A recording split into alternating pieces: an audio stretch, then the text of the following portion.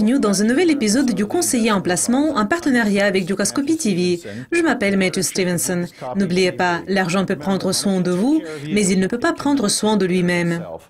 Aujourd'hui, nous allons parler de Coca-Cola, une boisson gazeuse non alcoolisée, une icône américaine, peu importe comment vous l'appelez. Coca-Cola est un succès depuis que la société a été fondée à Atlanta il y a plus de 100 ans. Et il n'y a pas de gens, ou il y en a très peu, qui n'ont jamais au moins goûté Coca-Cola à un certain moment de leur vie. Mais une autre question, c'est si vous voulez posséder les actions de la société. Les actions se négocient près de 38 $ l'action.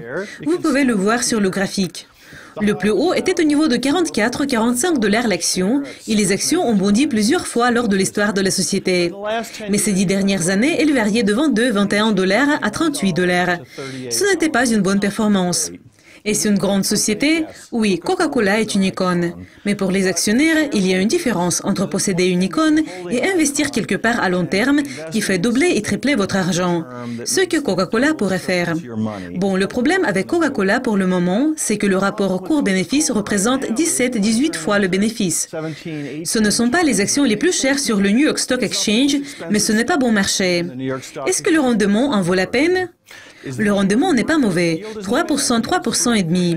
Donc, si vous considérez l'action de Coca-Cola comme une sorte d'obligation, est-ce que ces dividendes sont garantis? Oui, ces dividendes sont garantis. Et je n'hésiterai pas à posséder ces actions pour recevoir une sorte de dividende. Mais je ne suis pas convaincu qu'il y ait 18 fois le bénéfice. Qu'est-ce que l'entreprise propose? Elle a Coca-Cola, Sprite, Low, Powerade, Minute Maid. La société possède beaucoup de marques emblématiques.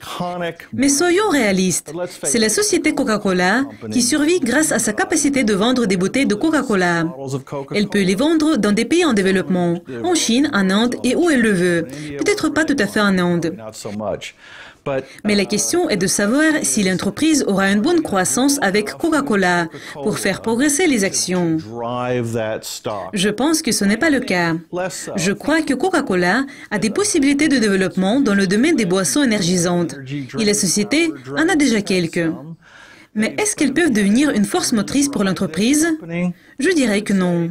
La gestion est-elle bonne? La gestion est bonne. Je suis sûr que la société réussit bien en termes d'Atlanta et en termes de gérer un grand conglomérat. Mais la société aurait pu faire mieux. Nous tous, nous pouvons faire mieux. Mais Coca-Cola me surprend ces quelques 6-7 ans parce que la société fait du surplace. Évidemment, Coca-Cola est une icône. Évidemment, vous pouvez acheter des actions et être sûr que vous recevrez des dividendes. Évidemment, vous pouvez être sûr qu'ils savent ce qu'ils font. Mais allez-vous tripler votre argent? Je ne le crois pas. Donc, c'est tout pour cet épisode du Conseiller en placement. C'était Matthew Stevenson en partenariat avec Dukascopy TV. N'oubliez pas, l'argent peut prendre soin de vous, mais il ne peut pas prendre soin de lui-même.